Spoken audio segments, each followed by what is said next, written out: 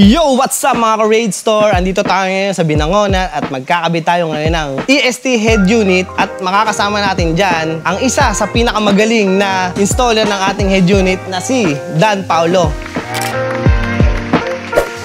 At ngayon, samahan nyo kami kung paano niya ikakabit ang EST Android head unit. Abangan nyo, pagkatapos makikita nyo kung gaano kaganda ang ating head unit.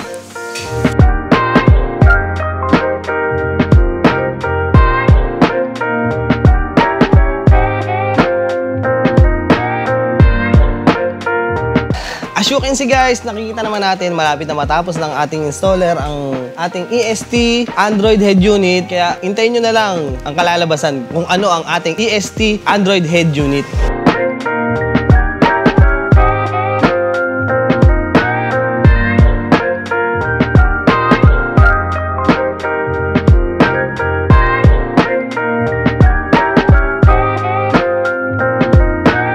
So yun guys, tapos na nga na-install ni Dan ang ating EST Android unit. At ngayon ma'am, ano pong masasabi niyo po ma'am sa aming product na EST Android head unit? Masasabi ko maganda siya. Mas maganda mag-travel ngayon dahil mas nakakalibang. Yes. At marami kang magagawa sa EST Android. Sobrang mas makakali, mas nakaka-excite mag-drive. Tsaka mas maganda magpakabit kayo dito sa Raid Store Philippines. Thank you ma'am. Yung mga magkakalit masyadong mababait sila, maganda silang magkabit at maayos at hindi sila nakakailang kausapin at paturok kung paano gumamit ng Android, EST Android.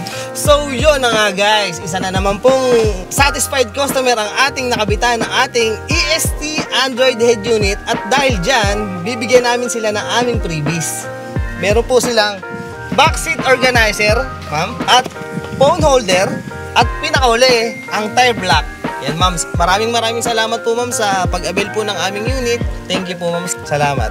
Okay, thank you rin sa magandang pagkabit ng Android, EST Android, and then salamat din sa mga freebies. Kaya ano pang hinihintay nyo, magpakabit na kayo sa Raid Store Philippines at hindi kayo manghihinayang magpakabit dito at maganda yung kanilang product. Kaya ano pang inaantay nyo? Sinabi na ni ma'am, magpakabit na rin kayo.